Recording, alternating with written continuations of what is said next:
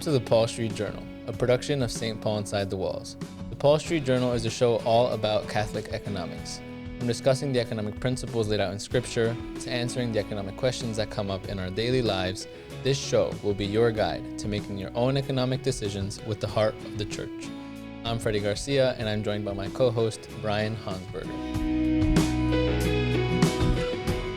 Welcome to episode 8 of season 2 of the Paul Street Journal. We have another encyclical from John Paul II, Centesimus Annus. Brian mentioned last episode that we're only doing 2 of the 3 that are applicable to our podcast or to the social question that we've been covering. And so this is the second of the 3 that we're covering, and arguably the biggest and greatest. And most well-known. It's Centesimus Annus. It's titled that because it's released on the 100th year since the release of Rerum Novarum. And in the document, I think John Paul II does a big review, praises Rerum Novarum quite a lot, and then also points out how much work still needs to be done. And he praises his other predecessors as well. But like you said, this is a big one. I think it contributed quite a lot to the social teaching, and it's probably going to take a little while to get through. There's a lot of new things right in this document. So just for context, it's released on the 1st of May in the year 1991, and that is only 4 years after the previous encyclical that we covered, Sollicitudo Rei Socialis. So maybe not too much has changed, is what you'd think, but some pretty big things have happened in the world. So Brian, I'll hand it over to you to give us a little bit of the background and the landscape. We should start by saying that the audience of this document is all people. So it's not just to bishops, with the expectation that bishops share this information with priests and that priests share the information with lay people. But this is a document designed to be read by everybody. So we encourage you to read it. Don't subscribe. Don't like, don't hit the bell, go read Centesimus Annus. Nice. And the landscape for Our this... listeners are going to plummet now. The landscape for this document. So in 1987, Pope John Paul II releases Sollicitudo Rei Socialis. This was just as the Soviet Union was beginning to unravel. And by 1989, just 2 years after that encyclical, we see the fall of the Berlin Wall. I think that was on November 9th. And it was very much the result of peaceful protest. And this was exactly what the church was calling for. So we see the church very actively involved, especially in the Polish Solidarity movement, empowering them, working with them, and encouraging people to rise up in a nonviolent way, to stand up for themselves, and it worked. So we have this document, Centesimus Annus, in May 1991. Just a couple of months later, in December, we're going to see the official dissolution of the Soviet Union. So huge change in the political, socio-economical situation worldwide. Yeah, and I think some of these things will echo what was called for in Sollicitudo Rei Socialis, right? Like the peacefulness, and it's going to be clear, I think, in this document as well. One of the highlights, I think, from last document was that development is the new name for peace, right? So big things happened because of peaceful protest, like you mentioned. Development happened because of peaceful protest. Yeah, and it's just the opposite of what Marx and Engels was calling for. Lenin and others, they believed that peace would come through violent uprisings. And what we're seeing here is that the military and the guards on the Berlin Wall, thousands of people were coming to them, demanding to cross the bridge, and the military just did not know what to do with all these peaceful people demanding to cross. Eventually, they were calling their authorities. No one would answer. No one knew what to do. They just let it happen, right? And it was just the sheer numbers and the peacefulness. They had no answer to it. And it worked. Yeah. So the Soviet Union falls in 1991. Is the job finished? Oh my gosh. No. So all of these former Soviet countries now have no economy, no moral system, because it was an atheistic system that suppressed the church and the church's morality. So all that needs to be rebuilt at this moment. And it ends up in many ways not happening, which is sad, but we can get into that maybe later. And another thing that's part of the landscape of this document is that this is kind of like the end of the Cold War. And of course, Pope John Paul II, he says, the Cold War was cold if you were in the developed countries, but if you were in a non-developed country, it wasn't that cold. If you were in Vietnam, the Cold War was not cold. It was pretty hot, and that was real war. So the peace at this moment is, it may be warless, depending on where you are, but there's still a lack of peace in more broad ways. Yeah, yeah. I think he also, this is probably later in the document, but he does point out that they're in a state of non-war, perhaps after the Cold War, but non-war, I think, is not enough, is what he kind of starts saying. Yeah. Non-war doesn't mean like peace. Peace in the shalom sense of feeling whole and of real solidarity among humanity. That's still lacking. Still, there's been huge success and progress in the elimination of the Soviet system, and we could see that the church and God himself was totally involved with that. So for that, we have to give thanks. Yeah, okay. Hey everyone, it's me. Sorry for interrupting the show. I'm sure I probably interrupted Brian talking, so it's okay. But I just want to jump in to say that if you're liking the Paul Street Journal and you want to see more content like it, please do like the video, subscribe, and hit the bell for notifications so that you're notified when we have any new releases. And also, if you have any questions or comments, please do leave them in the comment section and we'll try our very best to respond to them later on in the episodes. Also, make sure to check out the other shows that are produced by the diocese. Those shows are Beyond the Beacon with Bishop Kevin Sweeney, which you can find on Bishop Kevin Sweeney's YouTube channel, and Coffee with Cupkey with Father Paul Manning and Monsignor Raymond Cupkey, which you can find right here on the St. Paul Inside the Walls YouTube channel. With all that said, thank you. Let's get back to the show. So into the document. Where do we start? Well, we're going to start around paragraphs 31 and 32. And Pope John Paul II is raising a brand new idea in Catholic social teaching that every listener who's been listening or reading so far needs to really take in. And maybe even before we start, take a deep breath because it's so unique, so different. He compares the value of wealth with work and land. So in the medieval period that we covered in season 1 and even parts of season 2, the primary source of wealth for people was land. And then in the industrial revolutionary age, we get this idea of capital being the source of most wealth. And then now in the time of 1991, Pope John Paul II is saying that it's really man himself today that is the source of wealth. So the economy has evolved. It's changed, sometimes for the better, sometimes not. But he's saying that real wealth in the 20th century economy of 1991, it comes from perceiving the needs of others, from working in collaboration, almost like in a team environment, and then creatively innovating to fulfill that aforementioned need using scientific knowledge. And in a fiat currency environment, it's not like wealth is this set, fixed amount of money or land that's to be acquired that needs to be distributed. Basically, wealth is something that is limitless. It could be created out of nowhere just from creativity. And therefore, the way to bring people out of a sad subsistence kind of scenario is to include them into this economy that allows for unlimited growth. Yeah.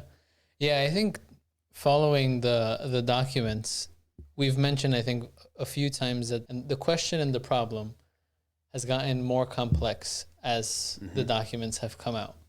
In one way, bigger, applying to more people or more nations, or the problem now no longer being between one sector of the economy versus the other, but whole nations versus other nations, especially right after, like you mentioned, the Cold War between two global powers and other nations being stuck in the middle of the mess. And I think finding the solution has been difficult, right? Or at least heeding the Pope and his solution has been difficult, as we see that every single Pope kind of needs to tighten the reins on the approach. And I think that this feels like the newest part of the document. This new wealth, this man-centered wealth, which I think other popes would have agreed with, but it's coming out very clearly, I think, from John Paul II. And for the complex problem, it's also kind of a complex solution. And complex not meaning necessarily bad, just more intricate, more moving pieces. Yeah, never once here does he say that land isn't important and owning things isn't important, but there's a new shift in emphasis. And really, if you're going to acquire land, he says you do that usually through work. Well, what's the work environment that by which you will acquire land? It's going to be in this market economy, Right. which people need access to. And he's arguing that most people don't have access to it. So if you, in 1991, if you were watching Saved by the Bell or Teenage Mutant Ninja Turtles, you had access, right, to the economy, and you didn't realize that other people didn't. But in other countries, there was no chance of access to that market economy. And even if you did have access to it, you didn't have the education and the skills to properly participate in it. So that's what he's calling for now, is helping people to access that economy. Yeah. I just want to take a moment to praise Pope John Paul II, because in reading this document, he's so thoughtful, and he, addresses the things that you are thinking of but wouldn't think are in this document, or that you're not thinking of, and he kind of talks about them, and you're like, what? You're so right.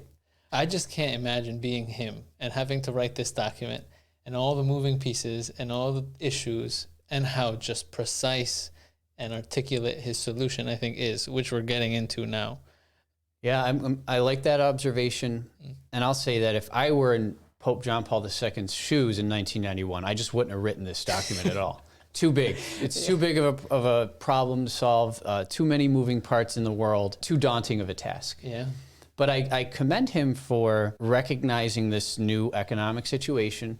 This is something that people are getting in Economics 101 at universities, is we don't need to fight over a limited amount of resources. Wealth could be created out of thin air. And in economics, every time a loan is made, money is spontaneously created. A government isn't printing cash somewhere. It's the loan, it creates new capital just by a verbal agreement. Yeah, right? So the Soviet Union has fallen. The capitalist West, perhaps, is still standing rather strong. And you mentioned that those people that are on the margins, those people that aren't involved and that are suffering, need to get involved. That's what Pope John Paul II is calling for. So do they need to get involved in this strong capitalist system that has become the victor? Yeah. So, well, don't let me say yeah. Let me say that we have a long answer coming to this. But all right, capitalism or socialism failed. Capitalism is left. Are we now as Catholics pro-capitalist? That's the question. So this is paragraph 34. And Pope John Paul II is saying that on the level of individual nations and of international relations, the free market is the most efficient instrument for utilizing resources and effectively responding to needs. All right, so here's the Pope in Catholic social teaching in a doctrinal encyclical saying that the free market is a good thing. With that in mind, he says some needs cannot be met by the market. And in those cases, there needs to be other forces at work to make sure that justice is done outside of the market forces. I think really worth highlighting as perhaps central to the document, that there are needs that the free market can't satisfy. And I think that is because of what you just mentioned earlier about wealth now being centered around man. I think John Paul II takes this very anthropological approach in all of his work. So I think that's central to this document. He's focusing on man and a man-centered understanding of wealth. And that's where the complexity comes in. He's, like you said, maybe saying this system is efficient, it's done good things, perhaps, and it can help, but there's needs that it can't meet. And I think that's going to be present, I think, throughout this entire document. So just wanted to really highlight that. Great. Yeah. And it makes you wonder, okay, what are we going to call this system? If communism is now officially not working and we want to have a free market, but with a focus on certain things that the market can't resolve, that we're focusing on justice outside of the free market, is that going to be a nanny state or a semi-socialist state? And guess what he says? He says, no. He wants a society of free work, enterprise, participation, but the type that still focuses on justice and also on subsidiary function with very small level, not just a big government handling things, sure, doing some things, but many lower and mid-level organizations taking part as well. He acknowledges in paragraph 35 that the church legitimizes the role of profit as an indication that a business is functioning well. So is the church all about people and not about profit? No. No, the church is all about people, but profit needs to be one of the aspects that are taken into consideration. It's the sign of a healthy and useful organization. But if profitability becomes the only indicator, remember we talked weeks and weeks back on the sin of single ruleism, that becomes a very unhealthy sort of philosophy to live by. And oftentimes companies that do seek profit only, let's say they're publicly traded and they're just trying to meet a quarterly indicator or whatever, that could be a very bad thing and happens all the time. If you're listening to Bloomberg, a company with tens of thousands of employees lays off a couple thousand to save on expenses, and what happens to stock price? Jumps up. So everybody's a winner except the people who got laid off. No good. Yeah. Here's what Milton Friedman, the Nobel Prize winner in economics and maybe the most famous economist of the 20th century, had to say about business and profits. He says, there is only one social responsibility of business: to use its resources and to engage in activities designed to increase its profits, so long as it stays within the rules of the game, which is to say, engages in open and free competition without deception or fraud. All right, so you're not allowed to be a Catholic and agree with that. This is single ruleism. It's an exaggeration. And it's something that many people in the economics field will agree to. But it's idealistic and it's against the understanding of even the human person. This is more of an Adam Smith way of thinking that turns people into commodities for the sake of profit. So this is what John Paul II has to say in response to that concept.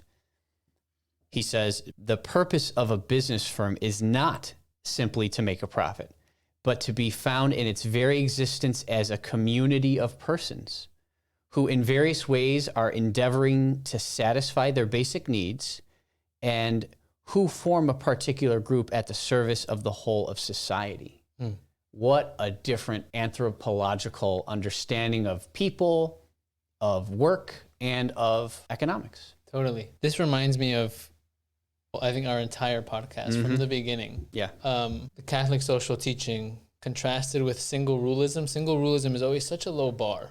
It's so easy to meet that single rule, and so many things go awry because of it, I think. But in Catholic social teaching, as we've seen from apostolic times, is take what works, keep what works, get rid of what doesn't, and all while following these principles, right? There's no single ruleism. There's just this hierarchy of good values, of principles. And it would be foolish, like you said, to throw out profit as an indicator of something doing well, of a business doing well, of an economy doing well. It would be foolish for the church to do that. So it doesn't do that. But then it doesn't just keep it as, like you said, the only indicator of human flourishing, because it's not, basically. And I think that that's been true every single document or every single person or every single bishop we've covered from the church.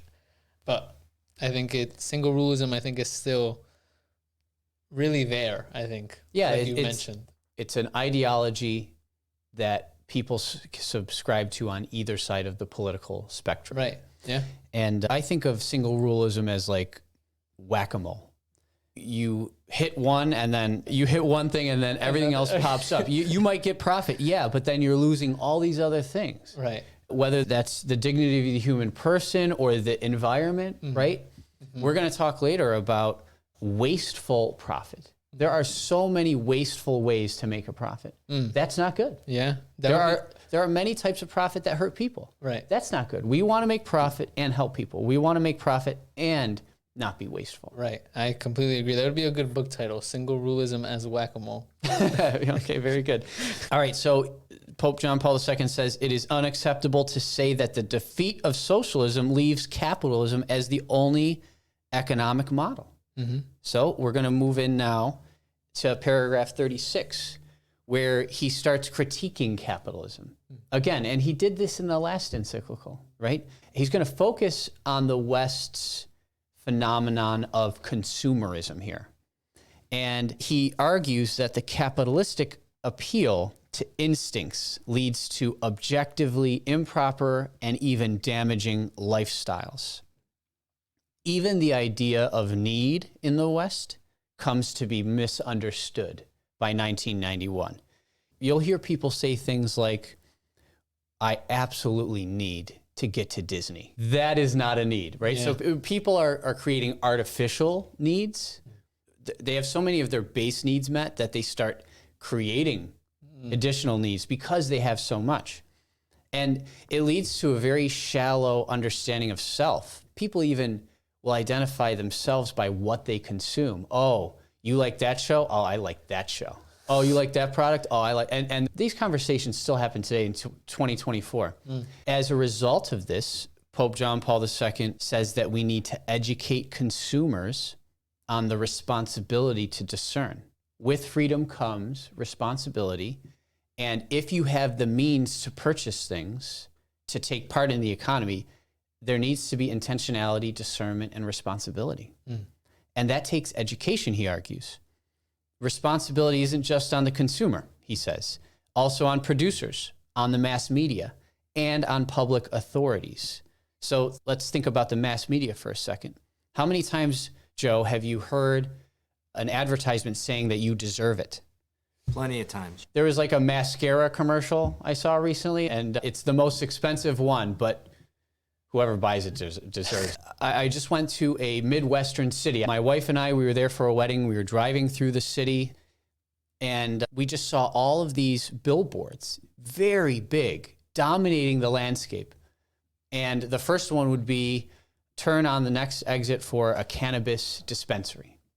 And then the next one would say, join this online gambling platform. And the third one would say something along the lines of, do you have a gambling or drug addiction? Call this number. It sounds to me like Pope John Paul II is saying that is just inevitable in this system. That the damaging lifestyles are easy to capitalize on in this system because there is this disordered need. And I think he uses the drug market, a legal drug market, as an example of this. That because this is a need, an artificial need created by individual man, and then there's people that can capitalize on it for the sake of seeking profit. Even though there's legal efforts to stop it and whatnot, that's, I think, a symptom of this system and this problem of consumerism leading to that kind of aggressive, like evil seek for profit. Yes. And I think that they go hand in hand. And I think that these examples of the Midwestern billboards kind of shows that. I'm not saying that these billboards aren't also in the tri-state area of New York City too. It was just an experience that I had in the Midwest, that's all. Right. So he then gets into the ecology in connection with this consumeristic phenomenon. So there's a type of profit that is not beneficial to the environment, the natural environment. For example, plastic goods are made to be used once, and then they'll take thousands of years to break down. I mean, that's obviously silly. It's become normal for something to be wasteful but profitable, and because it's profitable, that's okay. I'm sure the two of you have at some point gotten a piece of mail that was probably sent to thousands of people that maybe 1 to 5% of people will ever respond to. Sometimes it'll even involve like a plastic key, like, oh, you can buy this car, by this car company. And 99% of the people just throw it out, and it's total waste. It's a piece of plastic. But the company will say that it was worth it. Right. Because even if 1% respond and buy a car, it's worth it to them. Profit, the single rule of profit. The single rule of profit. It does not make sense from a ecological, a moral, a cultural perspective. Yeah, and I think that it's clear. That's why I think I say that this single rule still feels real today. That's probably a contemporary example that you just mentioned. And I mean, it shows that there's still work to be done. And this isn't our last encyclical, so we know that there's more developments to that question too. He was concerned, I think his language showed that he was very concerned about the ecological question. Yeah, previous popes talked about that. We're going to get Laudato Si in the 21st century, so we'll get there. He also talks about a human ecology, and he argues that especially that urban lifestyle experienced by so many millions of people in the world is not fitting for a proper family life. And that if you want to raise a family in a city, oftentimes it's just not a conducive environment. So some people might be thinking of New York City or Chicago, that's fine, but really what he's probably thinking about is like Mumbai, Lagos, Manila, right? These are even more difficult environments to raise a family in. So in paragraph 40, he says, we like a free market, but there are collective and qualitative needs that cannot be satisfied by market mechanisms. There are cultural and moral choices that need to be made. This is all in the context of what we were talking about, sometimes wasteful but not profitable, or not good for people but good for profit. We need to make sure that we're making more than just that single rule decision of profit. We're thinking culturally, we're thinking morally, we're thinking quality. Yeah, I think, and then I think that the cultural and the moral implications are even more present as we continue through the rest of the document. Yes, yeah. So should we as Catholics say that we are capitalists? Based off of this document and many others, I would have to say probably not. But we can use words. This is directly from Pope John Paul II. He prefers these words: business economy, market economy, or free economy. We've established early on, even from Rerum Novarum Quadragesimo Anno, can we as Catholics proclaim ourselves to be socialists? If we're in line with the magisterium of the Church, if we understand Catholic document, we have to say, no, we're not socialists. So with capitalist, it's better to use these other words that the Pope provides. Why not capitalism? Well, just like socialism, it's a ideology and philosophy that undermines the very understanding of what it means to be a human being. We could say the same about capitalism, because remember, we went all the way back into season 1 with Adam Smith.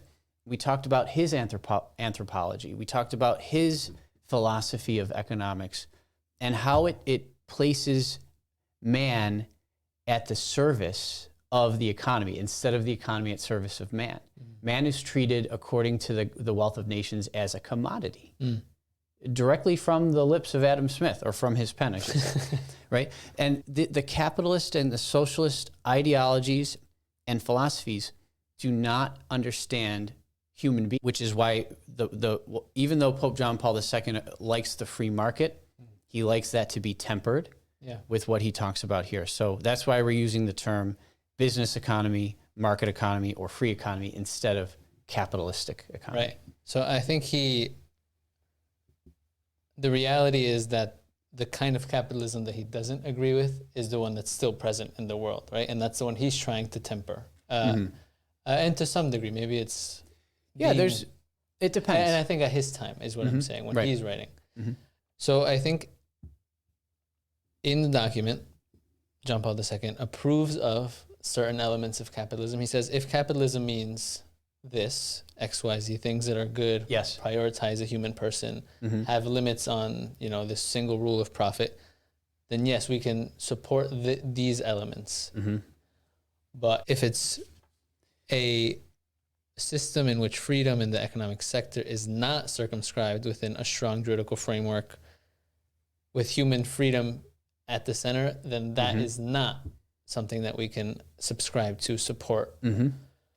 That's what's present in the world while he's writing, which is why he's writing. He's saying this is what we can't affirm. So how do we reconcile the existence of this? How do we temper it? What are we calling for? And I think this is when in the document he starts to talk about the state, which multiple popes have talked about before him. He specifically calls back again to Pope Leo and mentions how Pope Leo saw this need for an appropriate theory, let's say, of a state. What should the state be? What should the state do?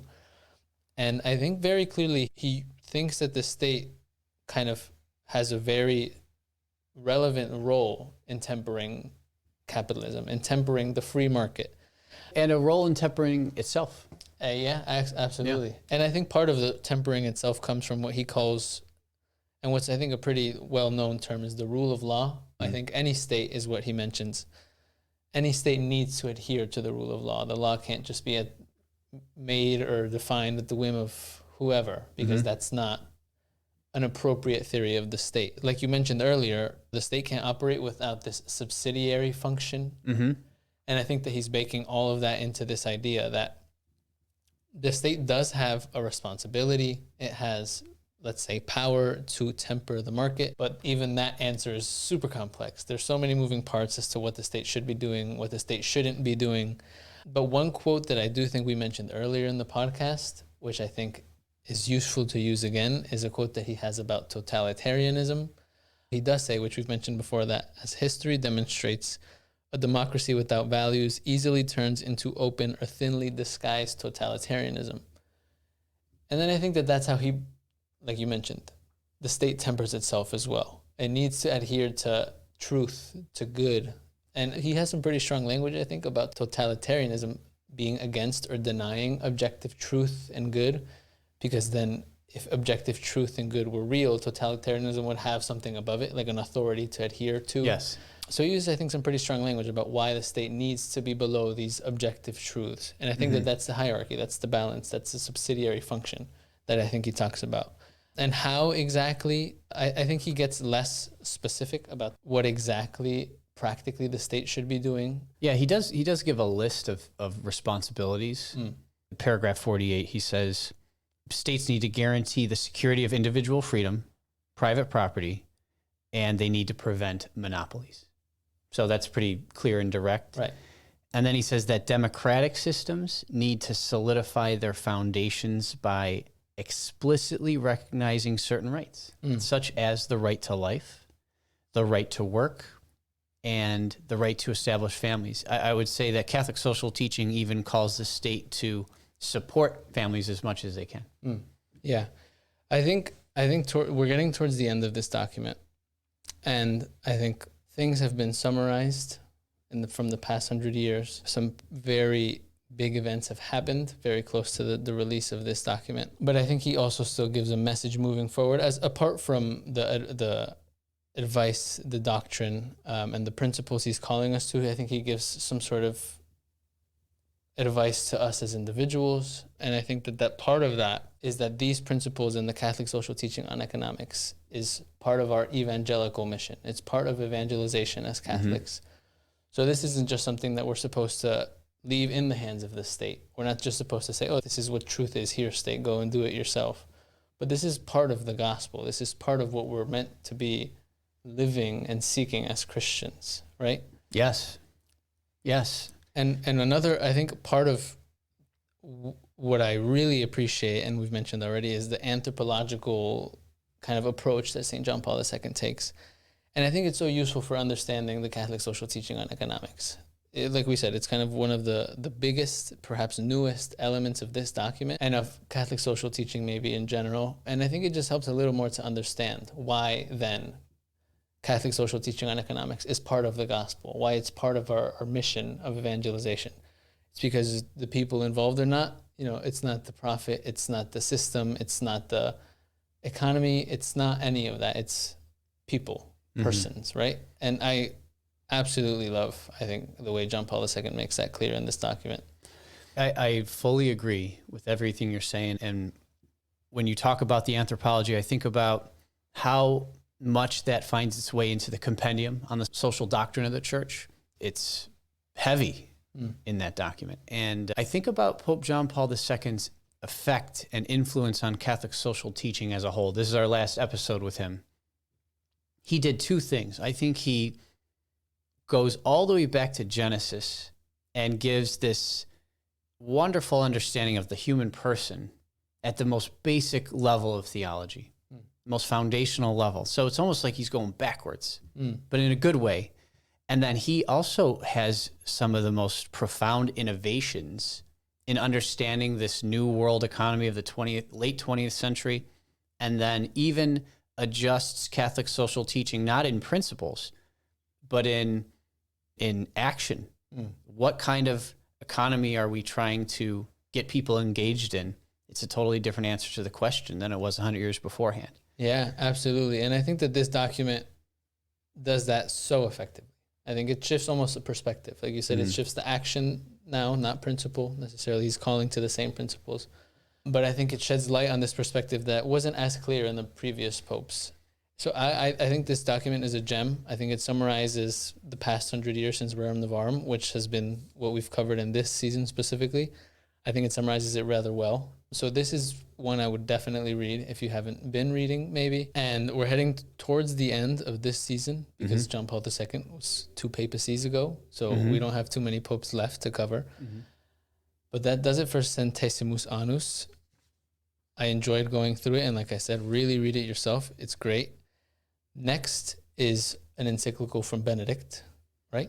We're going to cover Pope Benedict in general. Okay, we're going to cover Pope Benedict next, and then Pope Francis after him. So I hope you enjoyed.